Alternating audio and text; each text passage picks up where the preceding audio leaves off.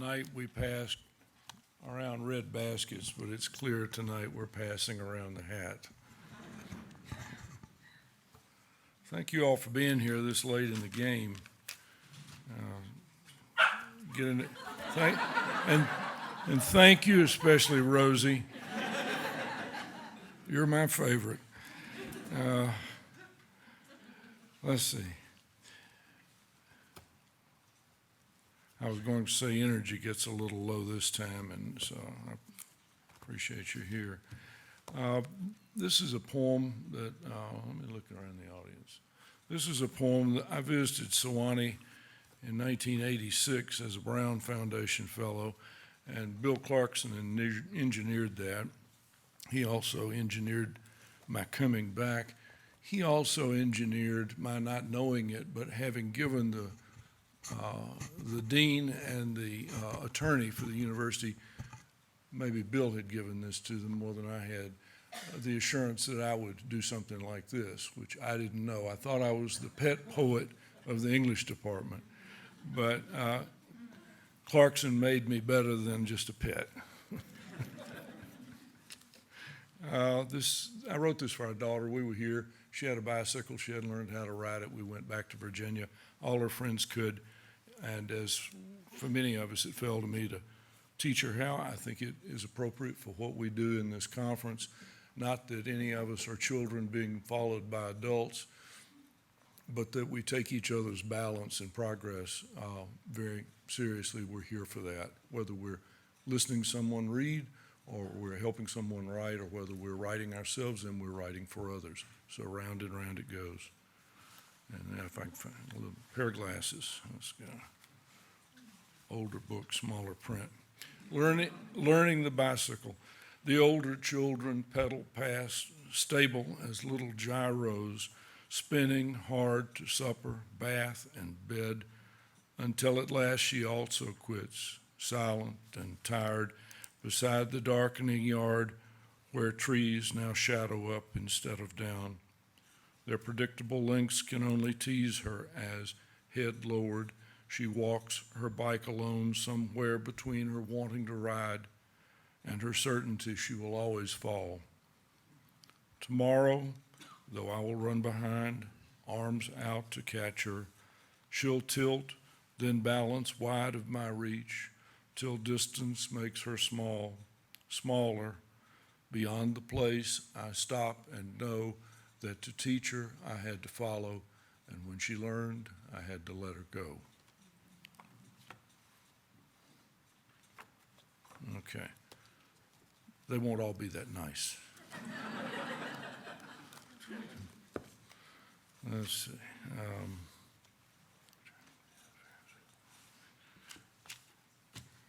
I'll come back to that. This is the last poem in the most recent, next to last book, and it's called An Early Guide to Trapping, and that's really sort of where this title came from, The Lover's Guide to Trapping. But this one's a little more bloody than lovers ought to be. It's really about trapping. Whether your industry be pelts for fashion, the trials of sport, riddance of pests, or finding food, the first rule is your unobtrusiveness. The second, except for pestilence, is that you cause small injury. Any hurt will render animals less valuable. Tend your traps. A foul device is weighted ingenuity, and escape the spent engine of diligence. And know that those once caught by limbs may gnaw themselves free, walking after on three legs, and ever wary of your instrument. Any slight in practice lessens chance of prize. Prompt attendance answers this. The idea of one trap is no idea, as best results will always come in numbers, allowing you to find in series what no single bait will ever fetch. Remember, range is hunger and supply, so set your lines accordingly, crossing all customary paths. Movement is your friend. Since nocturnals make your fortune while you sleep, let sleep be model and reminder that the landscape also rests and will be crossed, and its encounters made your benefit. As to your traps, clean them of incident. Even you in your particular may foul. And understand that quiet suits you best as the set jaws, nets, doors, boxes, and pits of your engines readily display. Waiting is the final instrument. Learn that and make it your advantage. Look for wet season when populations grow, and meeting the face of imposed idleness, count the future as long gain. Memorize the graduals that water takes, as thirst can be a steady ally, and underbrush the site of much traffic. Except when facing certain deprivation, see that you pull your traps by spring.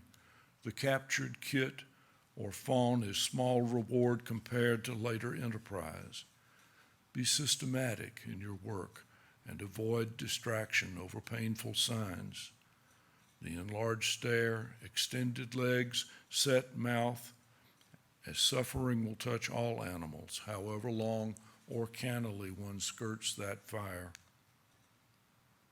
As you would teach your children caution, what to expect, where not to step, how sorrow follows error, how grief's a backward pain without relief, perfect yourself in every watchfulness.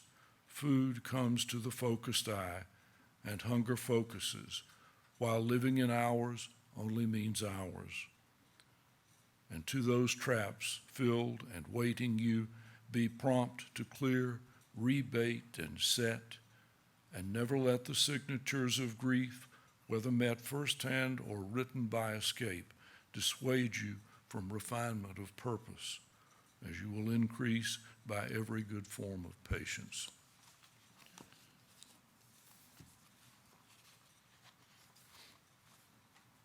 They didn't teach me that in the Boy Scouts. Let's see what else I have here.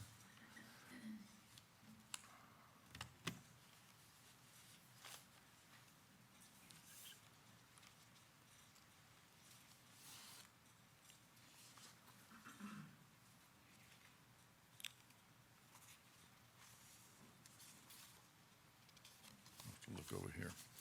This is an older one. It's called Ferris Wheel.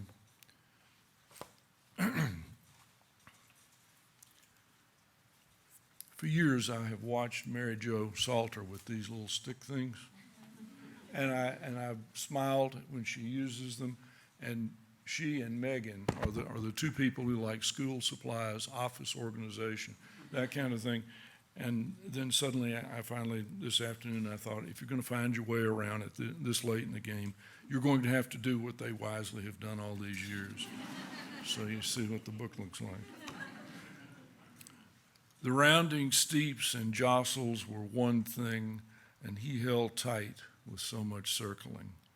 The pancaked earth came magnifying up, then shrank as climbing backward to the top, he looked ahead for something in the fields to stabilize the wheel.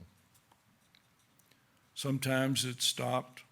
The chairs rocked back and forth as couples holding hands got off and others climbed into the empty chairs. Then they were turning, singles, pairs, rising, falling through everything they saw, whatever thing they saw. Below, the crowd, a holiday of shirts, straw hats, balloons, and brightly colored skirts. So beautiful, he thought, looking down now, while the stubborn wheel ground on as to allow some stark monotony within for those festooned along the rim. The engine, axles, spokes, and gears were rigged so at the top the chairs danced tipsy jigs, a teetering both balanced and extreme. Oh no, the couples cried, laughing. Stop, they screamed. Over the rounding down they rode along, centrifugal and holding on. and he held to, thinking maybe happiness was simply going on, kept up unless the wheel slowed or stopped for good. Otherwise, there were the voices, expectant of surprise. Funny to hear, he thought, their cries, always late, each time the wheel would hesitate. Since the genius of the wheel was accident, the always almost that hadn't, a minor agony rehearsed as fun, while the lights came up and dark replaced the sun, seeming to complete their going round all day, paying to be turned that way.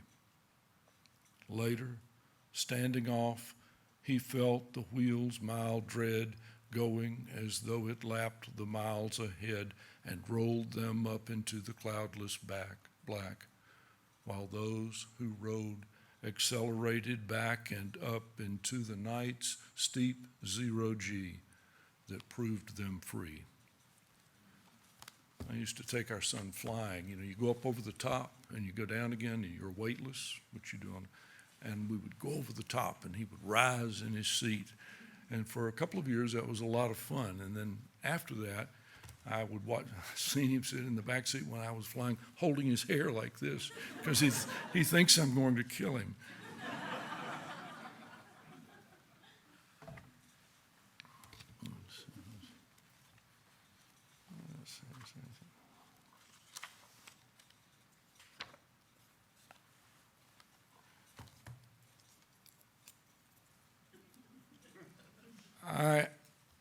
I'm not going to be upset about it. I wonder what's in this. Let me see.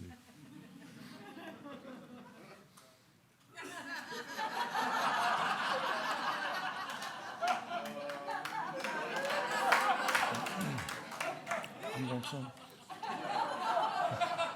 Bill? It's not watered down.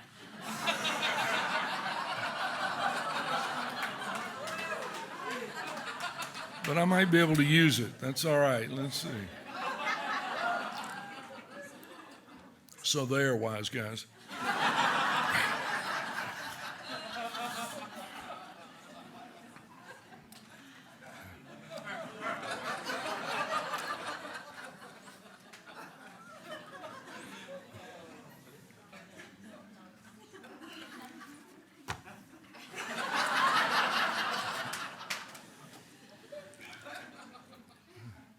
Well, this was going to be kind of a witty poem, but forget wit. I hope it was going to be witty, because now you've just got a clown up here. A note of thanks. Wallet stolen, so we must end our stay. Then, while checking out, the wallet reappears with an unsigned note saying, "Please forgive me. This is an illness I have fought for years and for which you suffered innocently. P.S. I hope you haven't phoned about the cards." I wave the wallet so my wife will see. Smiling, she hangs up, and smiling, she regards the broad array of others passing by, each now special and uniquely understood. We go back to our unmade room and laugh, happily agreeing that names for good are not quite adequate, and that each combines superlatives we but rarely think. For the next 3 nights, we drink a better wine, and every day we go back through to check the shops, buying what before had cost too much, as if now Christmas and birthdays were planned years in advance. We watch others and are touched to see how their faces are a deadpanned generality, holding close the wishes and desires by which we all are gripped.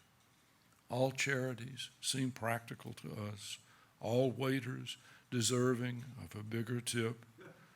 And though we counter such an urge, we start to think we'd like to meet the thief, to shake the hand of self-reforming courage that somehow censored a former disbelief. Then we are home and leafing through the bills sent us from an unknown world of pleasure. One of us likes cheap perfume. The other thrills over shoes, fedoras, expensive dinners. There are massage parlors and videos, magazines, sunglasses, pharmaceuticals, long-distance calls, a host of curios, gallons of booze. Only now we make our call. But then, on hold, we go on sifting through the mail till turning up a postcard view of our hotel. Flipping it and drawing blanks, we read, "So much enjoyed my stay with you, I thought I ought to jot a note of thanks."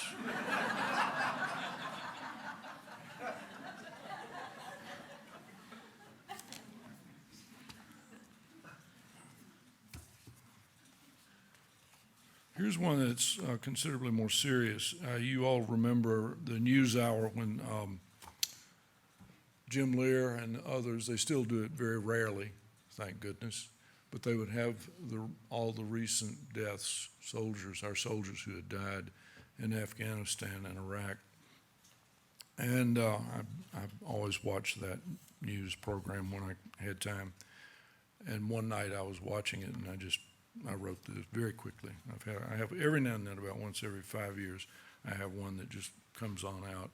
It's called The Returning Dead, and I'm sure you'll remember what it's about. Each night I make a drink and wait for them. They have become the day's concluding news, installments from a world without anthems or children, unfocusing eyes a question that repeatedly rejects my easy terms. There are ones who believed and acted in the narrow and select ways handed them, while ordinary lives ran on without interruption or bad pictures, as though nothing had changed. Change is the one unanswerable question of these faces. The world can rearrange itself repeatedly, but these remain the same, silent and everything they lack. That's what they've come to in places with names like Afghanistan, Iraq. And this is the way it happens. The words are old: mother, father, home, and will catch surrounding currents in the slow, absurd, descending will of any river etched out of a landscape history refines to myth. The TV blanks between segments, but every static face defines itself, holds stubbornly its private scene, fixed publicly, as we are led back to that little negative whose lack is each of us, staring the staring dead, leaning sometimes like grief itself, then straightening back.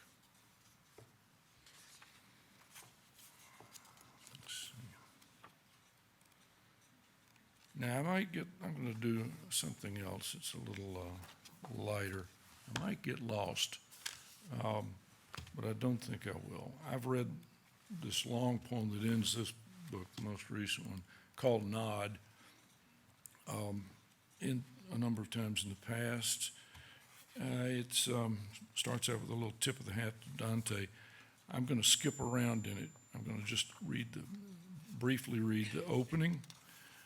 To get this guy, his name is Floyd Byram Thatch, and he's kind of a poor man's Mephistopheles. He's a Georgia cracker, and he's a man, sort of a lost soul, and he's in a parking lot. So it'll be that guy. And then the reason I'm doing this is I want to get over to something that touches on my childhood, and I'll explain that because someone from my childhood is here who did these bad things to me.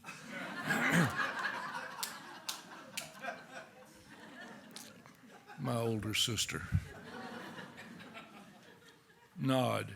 When in the middle of the afternoon on a well-marked asphalt parking lot, I came to myself standing among the SUVs where the yellow lines and exit signs were lost and where the July heat was oil and wave altering the eye of everything, so overhead the sun looked oxidized, while underneath moments of silica winked out of a field of black mica. Right then, Turning about, seeing so many little lights blinking up from black, I stopped and said, Fulton, Fulton, just look at it, would you? The gloves are off, but that just means they're scattered on the mat. The entire world has parked and packed it in. Any old fight's better than having this.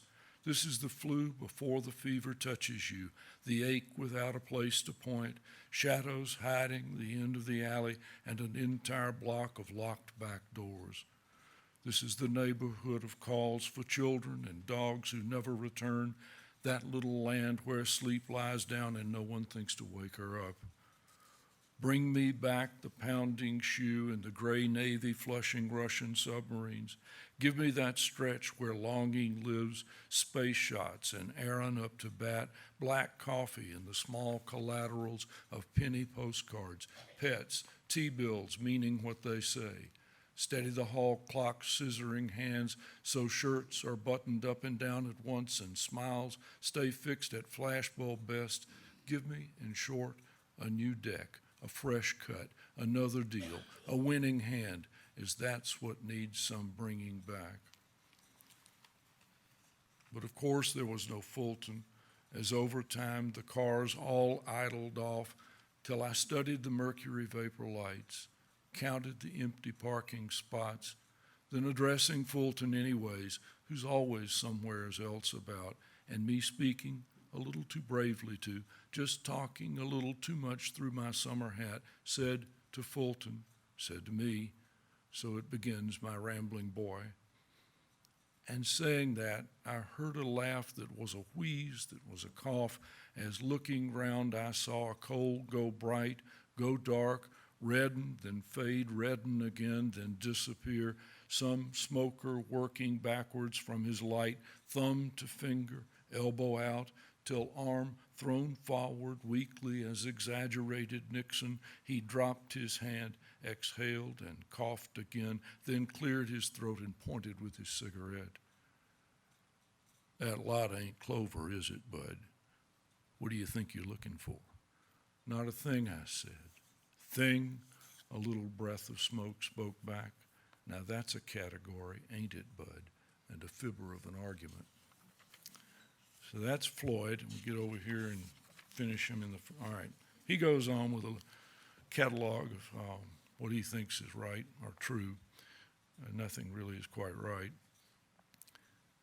After that, he lifted his hat, looked over his glasses, eyebrows up, then let the hat drop back and said, all the news I have to tell you is I've been to sea, steamed through the hurricanes, survived a wreck and floated the salt wave for 3 days, shoveled a forest fire, sandbagged a flood, delivered my daughter on the kitchen floor while the doctor talked me through by phone, watched a twister swallow my house, lived on either coast and parts between, and these and more leave me to tell you for a certain fact that of all the places that I've ever been, well, this is one of them.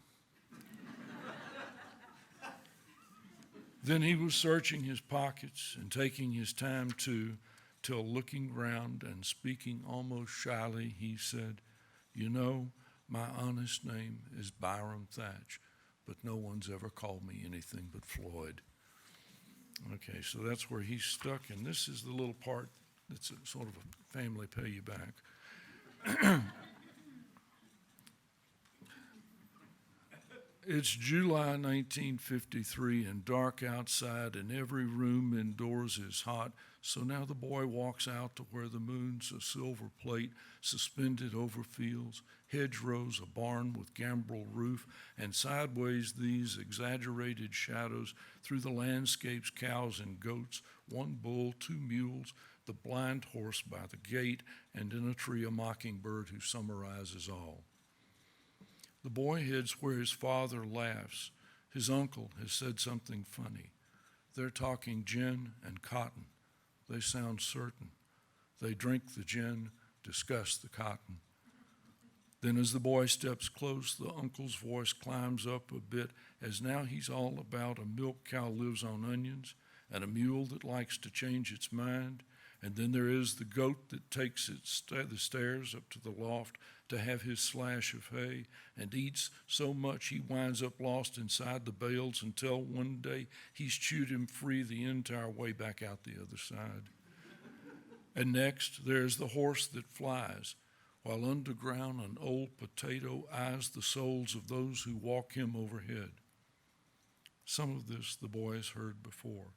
He knows the horse that flies is from a book and knows the rest is like a joke. The way his sister says his ears are like an elephant's but larger, and that he has an inconvenient memory. She likes to say he's like a thing you get for free but didn't want.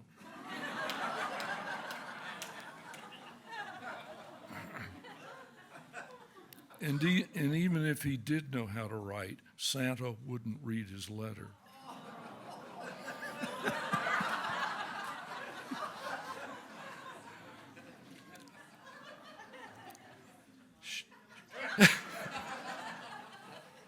She says it's hard to be so nice when everything before was better. She tells him that his head is full of feathers.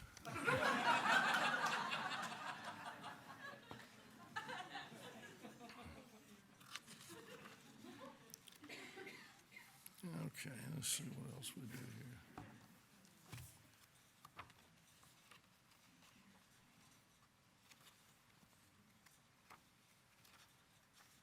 I'll read that.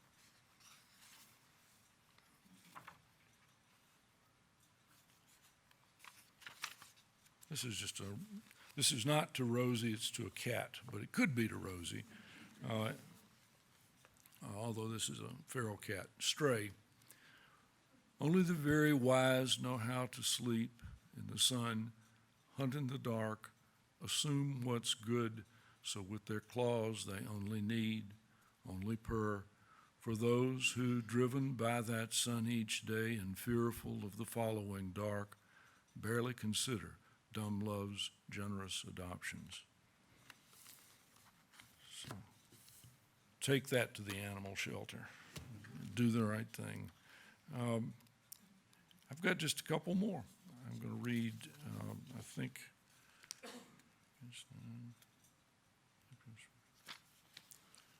I'll read two for sure right now.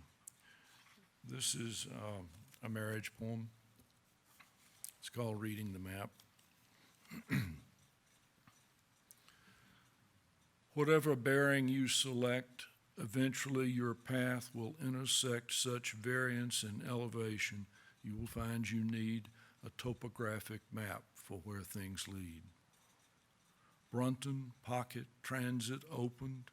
Orient yourself so compass rose, legend, and coordinates confirm the route you've picked. That done, pack up, set out. Following the arguments of contour lines from rock and rise to water and decline, to where, in order it be accurate, cartography exaggerates. By scale, that bridge your map identifies should be invisible, but there it lies, as bold in print and pixel wide as the hurried river it divides, past which the landscape's slow relief devolves with roll and slip beneath every step you take, following a trail that in order to be read is inaccurate to scale. As map and compass make one motion out of strike, dip, fault, contact, and foliation, weaving and woven where roads and bridges are the duplicates of valleys, ridges. Every aspect arguing some other, as love intends and maps assume, two put together, even when just one is represented.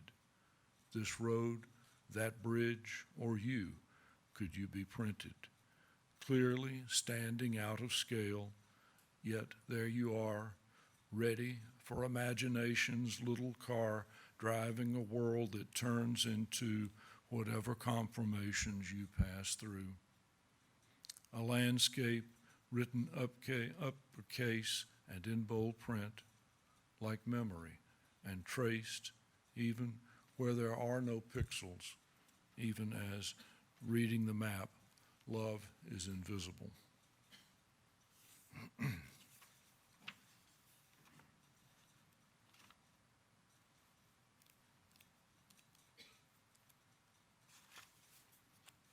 All right, there's that and that and that. This is something new, and I read a little bit of it last year. I'm going to skip around, just get it established and go a little bit farther into it. It's called May Holiday. And in the beginning, this fellow driving, he's just been, I don't know whether I have to tell you this or not, but it's just been, he's returned to the United States on the East Coast. He's been in both Pacific and the Atlantic. He was in the amphibious fleet. He's purchased a worn-out used car that was for sale in Norfolk, I suppose. He's driving over southern Virginia and going and up in the mountains, heading west, and he's going to one of two places.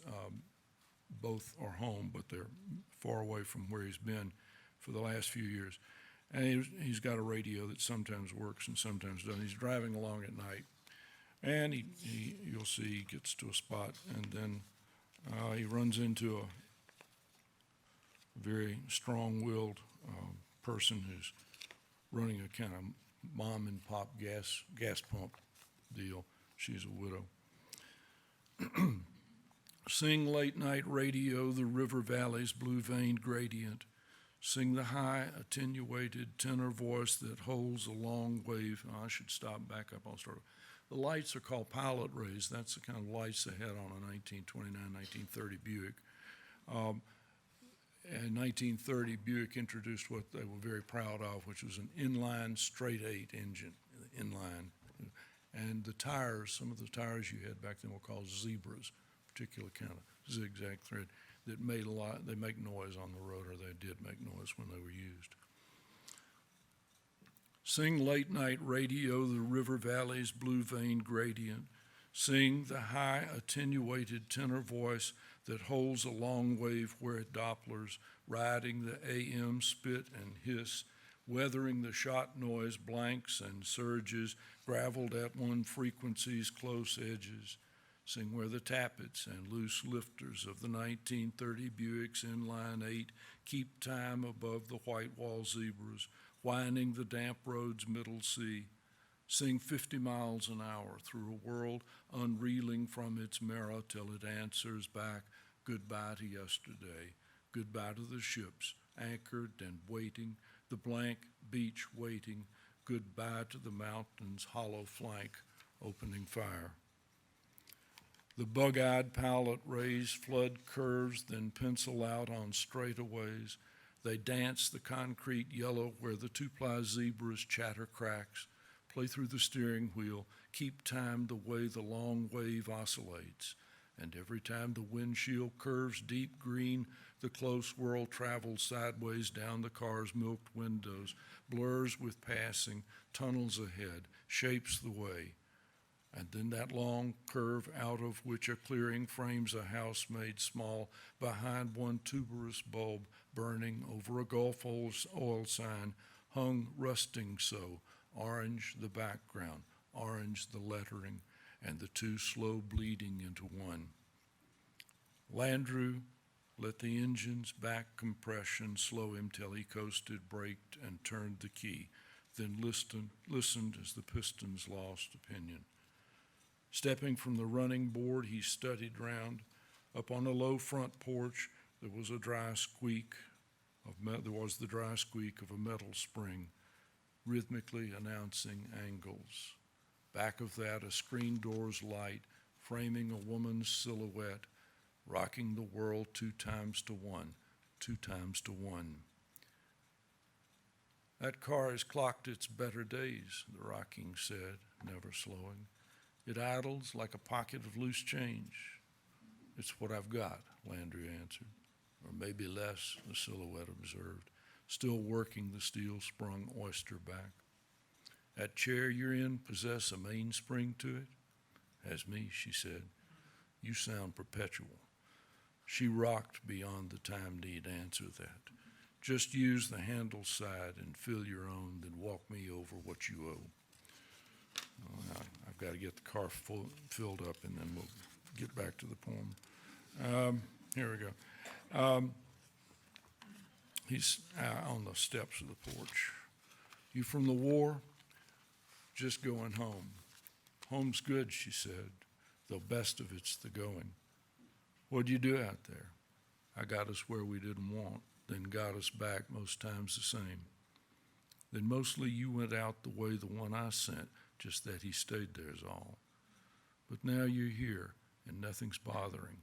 Back here, we're in the double world. What's that, he said. The half that's this, the half that's not.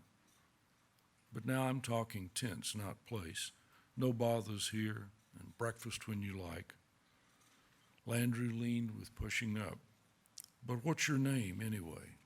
Landrew, he said, straightening. Only one? One's all you need. Just off the steps, he stopped and turned. What's yours? May Holiday, she said. But then that's two. And then a little bit more in the second part here. Landrew tapped Mrs. in the morning. He stayed in this, she has these little houses. He's going over to the house, driving over. Landrew tapped the starter, let the engine idle over, cut the switch, left the headlights, walked their distance to the door. Inside, the string pull plumbed its wire. It was a low-watt Edison. He tugged and left it swinging, watched the filament burn copper up to brass, as under that the room's particulars filled in. A short man's double bed, two ladder backs, a stainless Pullman sink nailed to one wall, and just above a barrel with its mercury gone black, so when you looked you in, nobody looked you out again. The pilot rays yellowed the door. Battery, Landrew said, the way he would to someone near, then walked outside, thumbed the toggle, shouldered his bag. When Landrew woke, the sun was half tree up. He headed for the porch and met the screen door stiff-armed wide. She stared him half point off. So sleep? No choice. And of an appetite? No choice that either. She handed him a plate, then watched. Don't know it for a separate fact, she said, but someone spoke in argument last night. Landrew set his fork, handed up. You cup your ears while you're asleep? Just easy one to wake is all. Easy, he said. She bumped the plate against his head. The screen swung shut. That's the way they're starting out. Thank you.